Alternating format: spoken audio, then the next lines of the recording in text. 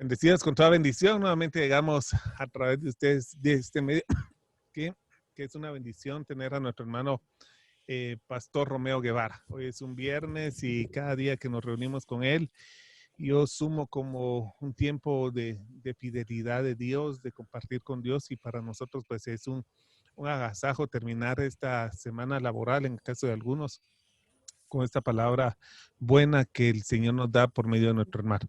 Quiero comentarle que ya en poco recibimos poder iniciar ya las capacitaciones de una manera sistemática, y les vamos a dar la forma que vamos a estar organizados para que ustedes de alguna forma vayan haciendo su tiempo y vayan haciendo esa disposición que como discípulos del Señor debe haber. Así que vamos a iniciar orando y vamos a pedirle a Dios que nos dé esa mente de discípulo, esa disposición para escuchar esta buena palabra y que oyéndola, entendiéndola, la podamos aplicar.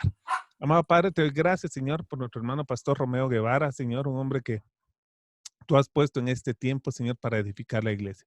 Yo personalmente te doy gracias por su vida, Señor, porque hemos sido sumamente edificados, Señor, con puntos bien claros, Señor, desafiados en muchas formas, Señor, acerca de tener una espiritualidad, Señor, no basada en la religión, en la tradición, Señor, sino en tu palabra viva y verdadera. Gracias, Señor, porque al igual que yo, hay muchos hermanos que esperan este espacio, Señor, y se deleitan en él.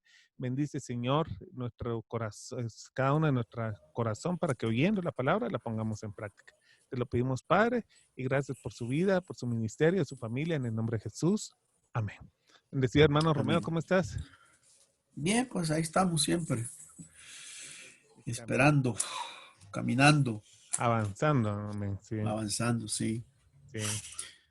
Bienvenido, hermano. Bueno, gracias. Quiero compartir entonces, estoy comentándote que este es el último de la serie esta de Caminando con Jesús. Ajá. Eh, en la iglesia he comenzado una nueva serie sobre la vida alrededor de la presencia de Dios. Es una exposición del libro de Números. Últimamente me he estado preocupando mucho por el hecho de que lo que se ha alargado esta cosa lo hace a uno caer en una rutina de desierto. Y como estábamos hablando hace poco, que la gente tiene la tendencia a perder la presencia de Dios, ¿verdad? Como ya no hay tanto que hacer, ya no hay tanto que acercarnos a Dios. Entonces, más o menos esa es la idea de que estoy llevando con el estudio que estamos empezando en la iglesia, y también me gustaría compartirlos la próxima semana ya, por lo menos los principios de esto. Después vamos a cambiar con lo de la capacitación, pero eh, ha sido bastante interesante ¿cómo se llama? Estudio de Jesús en el camino. Eh, es, es importante que lo sigamos estudiando personalmente y que lo vivamos. Ahora quiero compartirles entonces esta, eh, esta reflexión.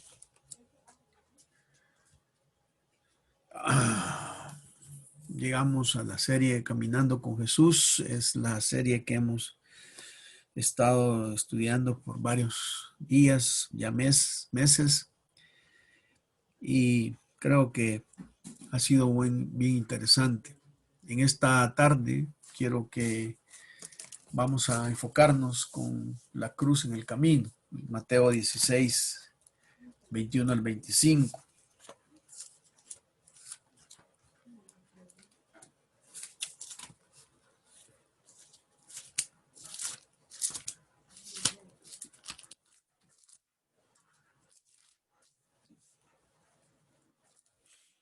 Dice Mateo 16, 21 al 25.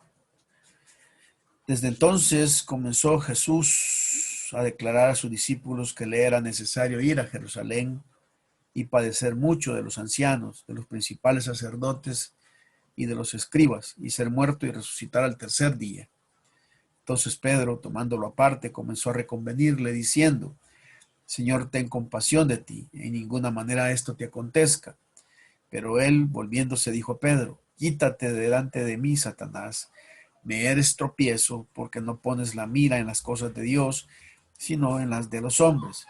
Entonces Jesús dijo a sus discípulos, si alguno quiere venir en pos de mí, niéguese a sí mismo y tome su cruz y sígame, porque todo el que quiera salvar su vida la perderá, y todo el que pierda su vida por causa de mí la hallará. Leí en alguna parte que el problema más grande del cristianismo hoy en este tiempo es el hecho de que nosotros hemos tomado la cruz, y el problema más grande del cristianismo es que ha sido el convertir la cruz en un adorno estético. Esto es una frase de este teólogo alemán Karl Barth, en donde él en su libro dice, el problema más grande del cristianismo ha sido el convertir la cruz en un adorno estético. Y eso es cierto. Es decir, separamos a Cristo de ese misterio de la cruz, convirtiéndola en una especie de máquina de bendiciones, en obrador de prodigios y sobre todo en un Dios light y no en un símbolo de contradicción. Y es que muchas personas flaquean tremendamente en su temor psicológico tan humano. No les es posible asociarse a un Cristo que lleva la cruz. Es preferible, como en tantos casos, hacerlo a la propia medida. Alguien dijo, cualquiera puede usarla, pero ¿eres capaz de llevarla? Si hay algo que debemos tener muy claro es que no existe cristianismo sin cruz. Como seguidores de Jesús es un reto aprender a pensar según la mente de Dios. Debemos tener muy claro, hoy más que nunca, que para ser un discípulo, o que para un discípulo es esencial captar a quien está siguiendo. De eso depende del éxito y la razón de ser de su seguimiento. Cuanto más un discípulo toma conciencia de quién es su maestro y de su originalidad, tanto más fuerte se hace la exigencia de permanecer junto a él y estar con él. El Hijo de Dios deja bien claro cuál debe ser la esencia de un discípulo.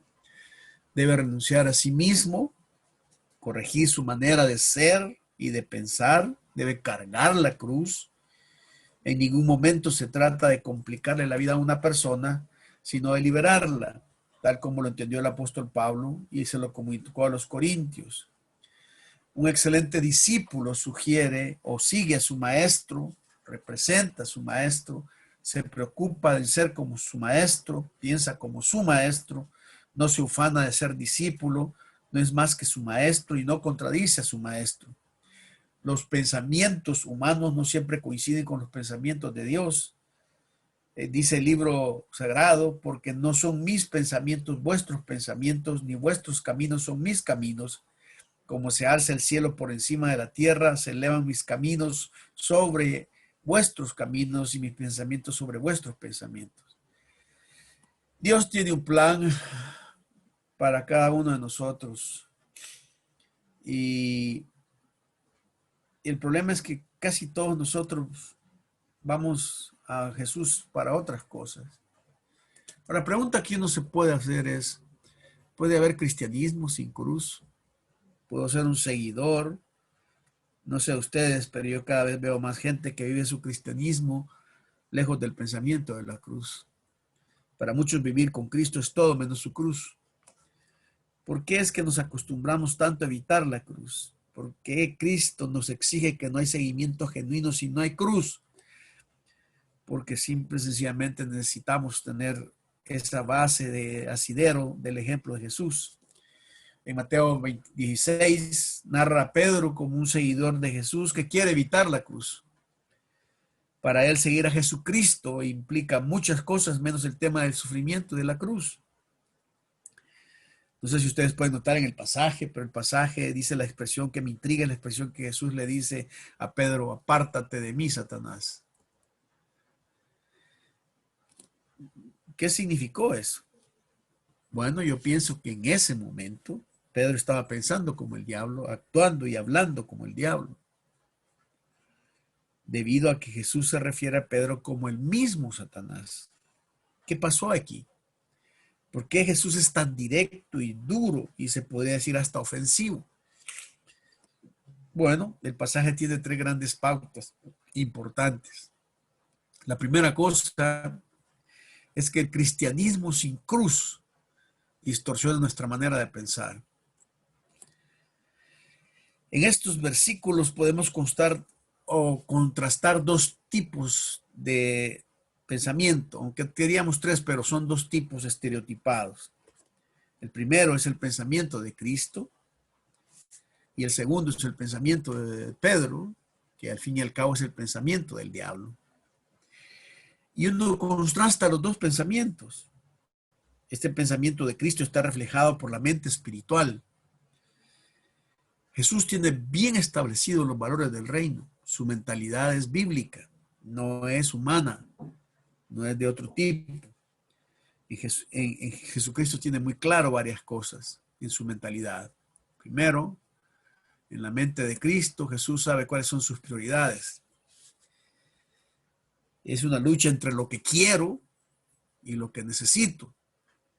Jesús usa la expresión en el versículo 21, porque desde entonces comenzó Jesús a declarar a sus discípulos que le era necesario. Esta expresión implica que Jesús estaba sometido a un plan que era superior a lo que él quería. Es una expresión que se usaba para determinar la fuerza ineludible de los dioses en la literatura griega. De una manera descriptiva, Jesús usa 4 verbos que describen el proceso necesario de Dios en su vida. Estos son ir a Jerusalén, lugares que no nos agradan, padecer con la gente, gente que no nos agrada, ser muerto, situaciones que no nos agradan, pero al final vendría la resurrección. Y es que tenemos que entender bien claro, hermanos, siempre que emprendemos por el camino de lo necesario en Jesús, debemos tener seguro que nos encontraremos con la resurrección y una nueva vida y mejor vida. Así es que Jesús sabe exactamente qué es sus prioridades. Él dice, yo quiero esto, pero no es lo que yo quiero, es lo que es necesario. Y por eso lo necesario es lo que debo obedecer. Y en la vida de los cristianos hoy está esa lucha. Muchos deciden por lo que quieren, no tanto por lo que es necesario. Y por eso sus vidas no tienen mayores repercusiones espirituales. La segunda cosa es que Jesús sabía claramente cuáles eran sus realidades. Jesús sabía distinguir entre lo seguro y lo inseguro. La frase padecer mucho, note que Jesús no dice solo padecer, sino que le agrega mucho. Es una realidad. La obediencia de Jesús lo llevaría a un lugar muy duro. Sin embargo, él está dispuesto a ir con el propósito de agradar al Padre. Ahora, una cosa es que ya tengas que padecer, pero otra cosa es que tengas que padecer mucho. O sea, ya se agrega otra dimensión. Este tipo de decisiones son las que muchas veces hacen que nuestro seguimiento de Jesús sea sin la cruz. Es que la cruz nos prueba de qué estamos hechos. Las realidades de Jesús eran, opto por lo seguro o por lo inseguro. Entendiendo lo inseguro como someterse al plan de Dios, pero al final había una seguridad grande. La otra cosa que Jesús tiene que ver con su realidad es si él va a someterse a la voluntad de Dios o se va a rebelar. La frase del texto dice ser muerto por los hombres. No era cosa bonita, por un lado ser asesinado, pero por otro quienes lo harían serían los hombres, gente finita y corrupta a la que Jesús tiene que tolerar. Una de las pruebas más grandes de tu seguimiento en la cruz es cuando personas de un nivel espiritual menor al tuyo tienen poder sobre ti y sobre las decisiones de tu vida. Para Jesús el sufrimiento no era opcional, en realidad era la meta. Para los seres humanos, incluyendo los hijos de Dios, también el sufrimiento no es opcional, sino obligatorio. Jesús está hablando entre lo seguro y lo inseguro, entre si obedece o desobedece, o entre lo pasajero y lo perenne. La frase dice ser muerto y resucitar al tercer día. Para muchas personas ser muerto sería definitivo, pero para Jesús era transitorio. Es cierto que iba a morir, pero también iba a resucitar. La muerte de Jesús y su entierro duraría 3 días. La resurrección y el estar sentado a la diestra del Padre sería por toda la eternidad. Jesús sabía que el tener éxito y triunfar es escoger entre lo pasajero y lo perenne. La vida suya y mía es pasajera, apenas durará lo mucho 100 años. Con suerte, sin embargo, la vida eterna es para siempre. Muchas personas tienen invertida el valor de lo que es triunfar, es decir, le dan más énfasis a lo pasajero y lo hacen como si esto fuera eterno, la vida humana, y a lo eterno lo hacen como si fuera pasajero, es decir, como si no van a encontrarse con un Dios en la eternidad. He aquí el pensamiento de Jesús, que modela un pensamiento espiritual y ejemplifica los valores del reino. Jesús tiene esa seguridad de que al final de lo que va a pasar, al final hay un premio, hay una recompensa para él. Nosotros como cristianos tenemos la mente de Cristo. Debemos tener bien claras nuestras prioridades, debemos tener bien clara la realidad de nuestra relación con Dios y bien claro la seguridad. Muchas veces hemos perdido lo del trasfondo, a largo plazo por las cosas de corto plazo. Y la vida cristiana no es una carrera de 100 metros, la vida cristiana es una maratón, es una carrera de resistencia y larga que al final Dios nos va a dar el premio. Ahora, en segundo lugar, veamos la mente de Pedro, que es el pensamiento del diablo. Este pensamiento está evidenciado con los valores de una mente diabólica. Lo primero que uno mira en la mente diabólica o la mente del diablo es un desafiante. Note que el pasaje habla de que Pedro tomándolo aparte, esta expresión es violenta en el texto griego. Implica fuerza y dinámica.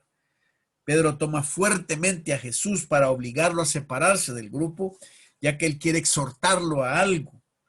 Esta mente desafiante cree que Dios o que nosotros podemos obligar a Dios a escuchar nuestros planes y sugerencias. Yo decía que ¿de dónde habría agarrado tanto valor Pedro para atreverse a regañar a Jesús? Para atreverse a decirle, mira, vení, quiero hablar con vos. Es muy probable que en el contexto de este pasaje, a los versículos anteriores, Pedro acaba de dar una gran verdad teológica cuando Jesús les pregunta quién dicen los hombres que es, y Pedro dice, tú eres el Hijo del Dios viviente, tú eres el Cristo, el Hijo del Dios viviente. Y Jesús le dice a Pedro, mira, no te lo reveló ni carne ni sangre, sino mi Padre que está en el cielo. Y 30 minutos después está pensando ya no como Dios, sino como el diablo. O sea, ¿por qué ese cambio tan radical en el cual en un momento estás con Dios y al ratito estás con el diablo? En un momento estás hablando de las verdades espirituales y luego estás descendiendo a los ámbitos más carnales. Es probable que el descubrimiento teológico que Pedro hizo le haya dado ínfulas para poder decir, bueno, sé qué aportar y sé qué decir. Y como ya había sacado 10 en teología, creía que con su teología podía corregir a Jesús. ¿Sabe que eso es uno de los grandes problemas de los teólogos? Estos teólogos creen que porque Dios les ha usado para decir ciertas verdades, después se convierten en alguien que le pueden decir a Dios lo que es bíblico y lo que no es bíblico. Los grandes pensadores teológicos terminan siendo herejes porque empiezan a decir un montón de cosas que creen que pueden apartar a Jesús y decirle lo que tiene que escribir. Ese es un pensamiento desafiante, pero también es un pensamiento demandante que proviene de una mente confusa.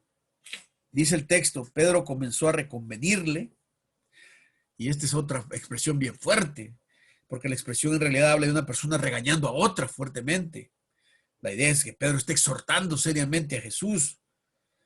¿Saben que uno de los problemas de la mente diabólica, sobre todo entre los cristianos, es que confunden los valores bíblicos con sus propios valores? Y aquí vuelvo a insistir, lo que he mencionado en algunas ocasiones, Pedro le está dando un buen consejo malo. Y les decía la vez pasada, nosotros los cristianos no debemos dar consejos buenos, nuestros consejos deben ser bíblicos. Porque es un buen consejo. O sea, en términos humanos, Pedro le está diciendo, cuídate, Jesús, o sea, querete un poco. Estoy preocupado por vos. Pero ese consejo es malo, aunque sea un buen consejo, porque simple y sencillamente no está avalado, no está aprobado por los valores del reino. Pedro está exhortando seriamente a Jesús. No puede discernir, hay gente que no pueden discernir qué dice la Biblia con respecto a determinados asuntos. ¿Saben que una de las áreas donde yo encuentro un pensamiento muy humanista es en las áreas de, por ejemplo, de los empresarios y los administradores cristianos? En estos ambientes observamos que la mayoría de cristianos que están en jefatura, por un lado, se declaran cristianos, pero por otro lado administran de la forma pagana y hasta diabólica. En las iglesias los pastores confunden su autoridad con el poder. Añada que en la iglesia institucional hay sistemas de dirección copiados del mundo. Entonces la manera en que se ejerce el poder es por medio de los sistemas administrativos democráticos, patronales y gerenciales. Y eso, mis hermanos, es pensar como el diablo. Confundir los valores del reino con los valores del mundo es pensar como el diablo. Podemos estar en un momento determinado haciendo cosas para Dios, pero en otro momento determinado haciendo cosas para el diablo. No sé si ustedes vieron esta semana que el video de un pastor brasileño que va a hacer su programa de televisión en Zoom, creo, no sé, y no se da cuenta que la cámara está ya grabando y le está pegando a la esposa y le está diciendo una gran gritada y todo se está grabando y hasta usa malas palabras soeces y la insulta y le dice que es una idiota, que por qué no ha arreglado bien el teléfono, y no es que lo pone el teléfono y empieza y se da cuenta que, o sea, piensa que empieza a grabar, empieza a decir que la paz de Dios esté con todos ustedes. Y yo me puse a pensar, wow, qué tremendo, ¿verdad? O sea, ¿cómo somos? Estamos con Dios y de repente estamos con el diablo. Y yo no lo juzgo al hermano, porque todos podemos caer en lo mismo. Si somos acusadores, tenemos serios problemas, porque todos podemos tener esa misma actitud. Pedro está diciéndole a él, a Jesús, no, hombre. Tercero, es un pensamiento decadente. Note cómo dice el pasaje, que Pedro dice, ten compasión de ti. Pedro le dice a Jesús, Señor, piensa un poquito en ti y no permitas que te hagan daño. ¿Cómo daña la mente del yo y solo yo? Cuando solo pensamos en nosotros, entonces tenemos un problema serio con el cristianismo. Una mente centrada solo en el yo es una mente que es del diablo. Piense la sugerencia de Pedro. En realidad lo que le dice es, quérete un poco, Jesús, pero arruina a los demás. Ya que si Jesús hubiera tenido compasión de él mismo y no va a la cruz, todos nosotros, incluyendo usted que oye o que está viendo este mensaje, estaría totalmente perjudicado. ¿Qué problema serio hay cuando una persona lo único que importa es ella misma y con esa actitud dañar a miles que la rodean? Ahora, fíjense una cosa, en realidad la tentación, o en realidad lo que Pedro está haciendo es repitiendo la tentación del diablo en el desierto, cuando le dice a Jesús, hombre, no aguantes hambre, quérete un poco, hace pan de las piedras, o sea, tampoco seas tan estricto contigo. Y aquí se repite, pero va enmascarado en un amigo de Jesús y en un ambiente menos riesgoso en términos. Por eso es que Jesús le dice a Pedro, apártate de mí, Satanás. O sea, él está repitiendo y reconoce en la actitud de Pedro una decadencia espiritual y por eso le dice de esa forma que se aparte. Es triste realmente lo que uno puede ver en este pasaje. Y Jesús le dice, ahora yo me puse a pensar que nosotros podemos pensar que Jesús, por ser Dios, él era más controlado y todo. Pero yo me imagino a Jesús luchando con la idea de que va a morir y que va a Jerusalén y lo van a azotar, lo van a escupir. O sea, todo el plan ese. Ese plan lo de haber puesto nervioso y tenso a Jesús, afligido. De hecho, cuando ya está en Getsemaní orando, uno nota la angustia de Jesús. Y él está batallando con la idea de ir a morir a Jerusalén.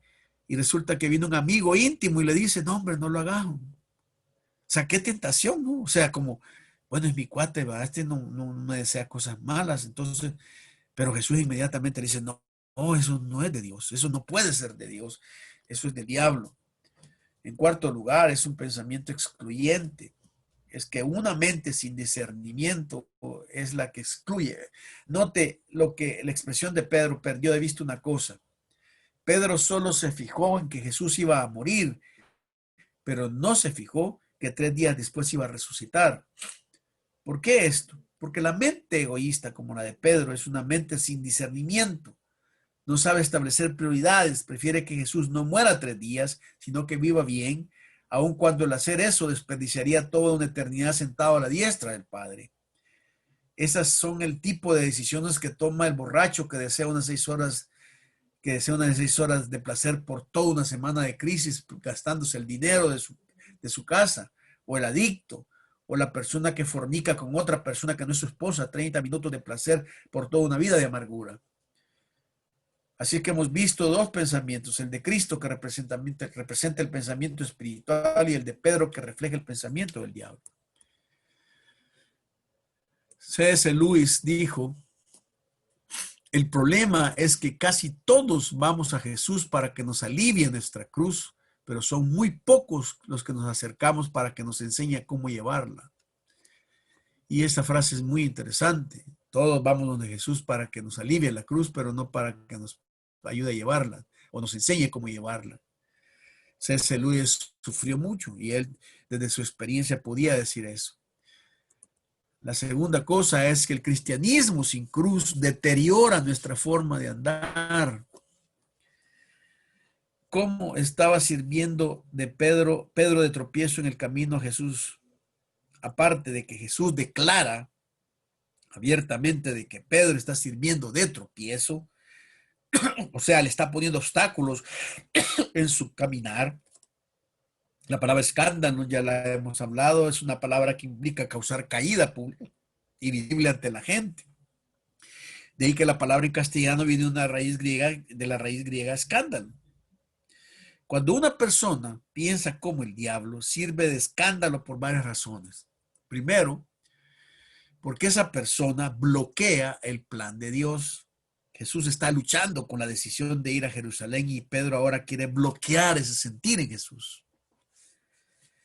2, se opone al plan de Dios. Fíjense que Jesús le dice a Pedro, quítate de mí, quítate de mí, quítate de delante de mí, Satanás.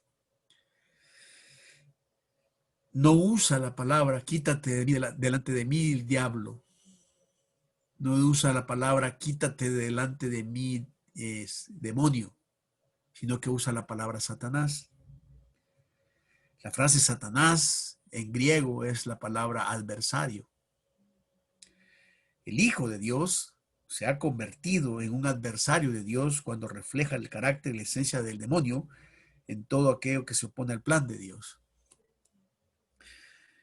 Pedro ha pasado de tener el carácter de Jesús a tener el carácter del adversario de Jesús. Y mis queridos hermanos, existen hoy miles y miles de hijos de Dios que reflejan el carácter del adversario. Se oponen, hacen cosas increíbles en los liderazgos, destruyen la iniciativa para hacer cosas que refresquen la iglesia. Y es bien triste. La tercera cosa es porque pierde el pensamiento de Dios. Dice el texto, no pones la mira en las cosas de Dios, sino de los hombres. La expresión poner en realidad es pensar.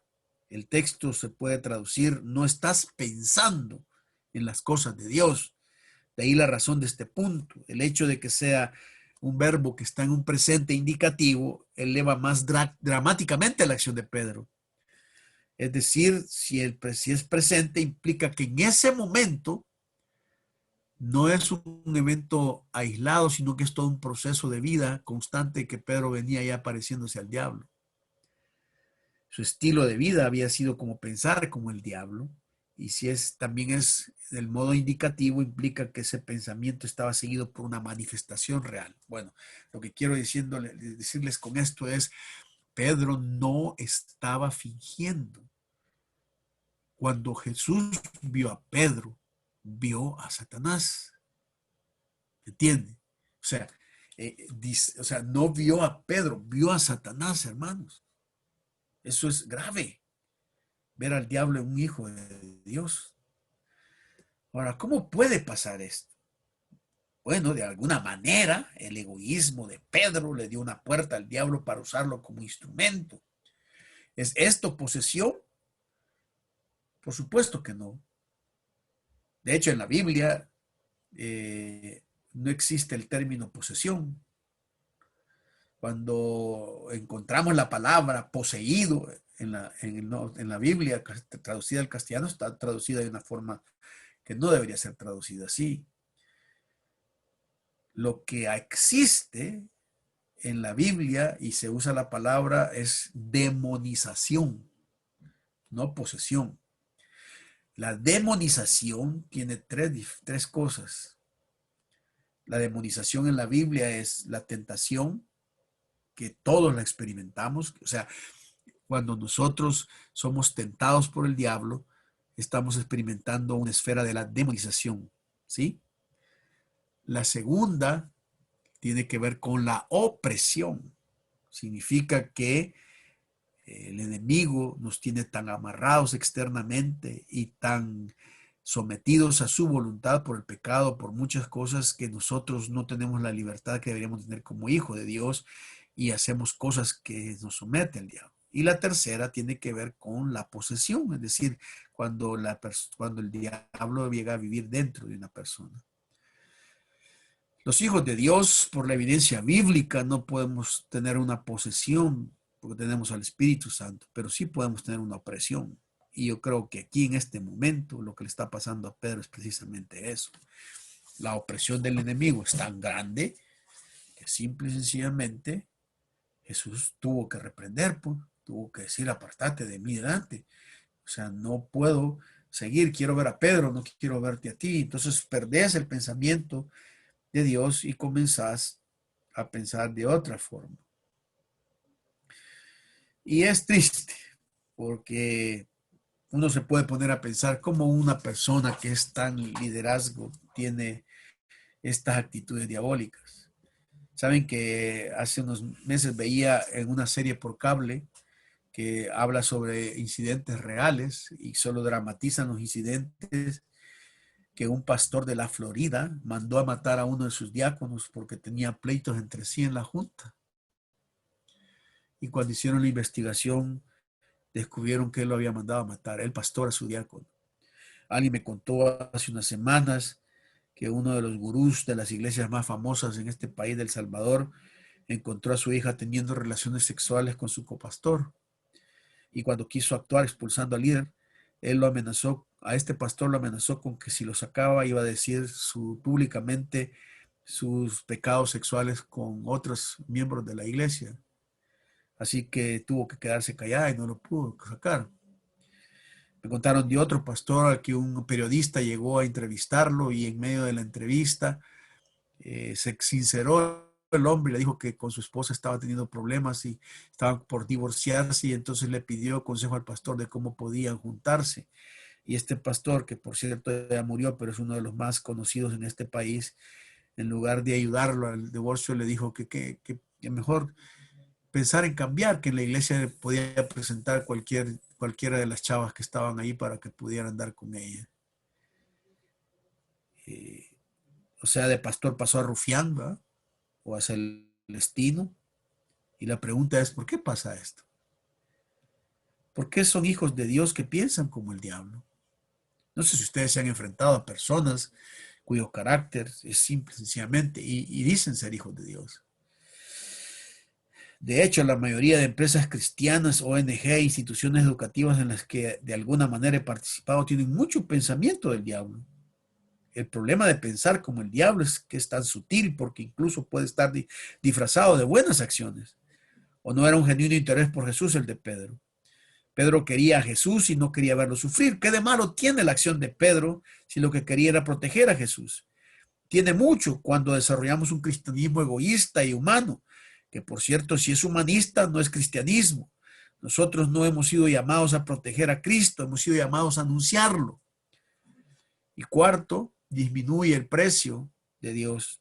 Jesús tiene claro que no puede haber cristianismo sin negación, ni cruz. Él va a optar por la cruz y así lo deberán hacer todos los que lo siguen. Esto implica que concebir un cristianismo que se salta a la cruz, óigalo bien, es un movimiento que piensa como el diablo. El camino de la cruz no es popular. El pasaje dice el que o si alguno, significa que es singular, es una minoría. Jesús no pluraliza ni masifica, es individual y de pocos. Por eso es tan antipopular el mensaje de la cruz. Seguir a Jesús y pensar como Él implica no ser de tropiezo, sino que al contrario es un seguimiento hasta la cruz. San Agustín dijo esto en su libro Las Confesiones. Dios tuvo en la tierra un hijo sin pecado, pero nunca uno sin sufrimiento. Y eso es claro. En tercer lugar, el cristianismo sin cruz se necesita sanar. ¿Cómo sanó Jesús este pensamiento y esta situación que aparece ahí? Una de las cosas que me parece muy peculiar es que Jesús no esperó ningún tiempo para desenmascarar a Pedro. Jesús tenía problemas con qué lidiar, estaba luchando con su muerte, etc. En el momento en que vio los primeros síntomas en Pedro, decide hacer una cirugía espiritual para erradicar el mal. Jesús va a ubicar este tipo de pensamiento. Primero, Jesús ubica la debilidad de ese pensamiento. Así que Jesús comienza primero corrigiendo las acciones. Le dice claramente que lo que está haciendo es algo incorrecto, apártate. Es decir, lo confronta con sus hechos. Lo primero que debemos hacer es traer a la conciencia a que esté consciente de que se está comportando como el diablo. Mucha gente no está consciente de su conducta. Jesús le dice, apártate porque tú eres, en realidad la expresión apártate de delante de mí, la idea es ponte detrás de mí. Es lo que le está diciendo Jesús. No te me adelantes, Pedro. Por andar de adelantado, el diablo te está tomando ventaja. Así es que si querés realmente romper esa debilidad, volvé al puesto donde debes estar. Tu puesto es detrás de mí, no adelante de mí, siguiendo yo tu camino. Tú me tienes que seguir a mí. Y esa es la debilidad. Segundo, hay que destruir su autoridad. Me parece interesante que Jesús evalúa sus motivaciones o el origen de su pensamiento. La mira en las cosas de los hombres. Para Jesús, lo que está ocasionando que Pedro actúe así, él ha perdido su autoridad de Dios y piensa solo de una manera humanista. El humanismo solo piensa en el yo. Todas las personas que piensan como el diablo es porque su autoridad está basada en cualquier otra fuente que no sea Dios. Y tercero, reenfocarlo en su identidad. Jesús va a reubicar su visión, note lo que le dice. Si alguno quiere, esta expresión implica que son pocos los que quieren. Pero Jesús le reta de esos pocos. Lo que implica es que la mayoría tienen un pensamiento humano. Note que se le exhorta a Pedro a seguir a Jesús. El cristianismo y el pensamiento de Dios no pasan por alto que es seguir el modelo de Jesús y que no se puede pensar espiritualmente si te saltas la cruz. Todo seguidor de Cristo, si quiere pensar como Él, deberá seguirlo y deberá tener su cruz. Así que entonces el proceso de sanidad de Jesús para los que piensan como el diablo consta de 3 pasos. Primero, hay que ubicarlo en su debilidad, es un pensamiento débil. Segundo, hay que enfrentarlo en el origen de su autoridad, hay que ir a la esencia de quién está dando eso. Y tercero, hay que reenfocarlo en su identidad. ¿Quiénes somos y qué somos?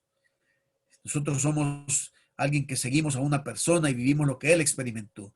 La cruz es central en el cristianismo y es lo que libera del pensamiento del yo y proyecta el pensamiento de otros.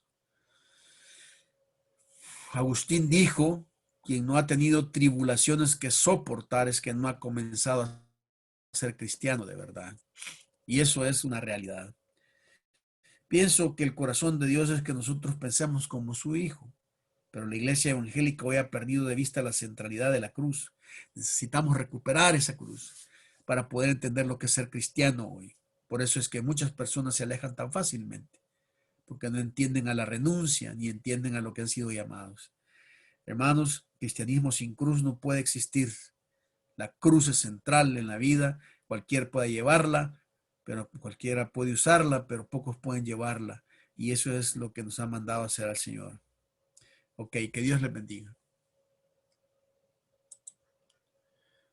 Gracias, hermano. Realmente una enseñanza que desafía mucho. Romanos 12:12 dice que hay que cambiar la manera de pensar y hay tanto que meditar aquí, hermano. El realmente como un apóstol, un discípulo de él que estaba con él, podría pensar. A veces pensamos que solo por ir a la iglesia ya no tenemos ningún tipo de pensamiento que ya está totalmente transformado, pero aún dentro de la misma iglesia, a veces, pues, diste claros ejemplos como no entenderlo nos lleva pues a un consejo que es fuerte, ¿verdad? Gracias, hermano.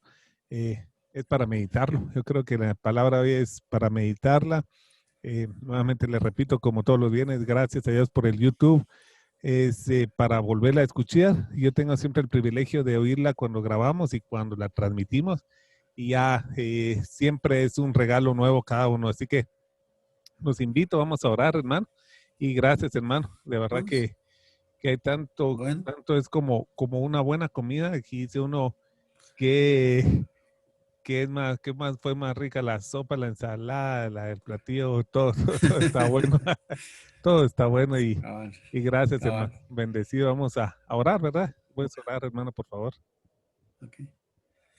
Gracias, Señor, te damos en esta tarde. Queremos pedirte que tú nos sigas mostrando tu realidad en nuestras vidas, que nos sigas fortaleciendo, que nos sigas dando nuevos brillos, nuevos ánimos. Oro por la iglesia en Guatemala, Señor, por la nación de Guatemala, que también tú la ministres y la levantes, la sobreedifiques, Señor.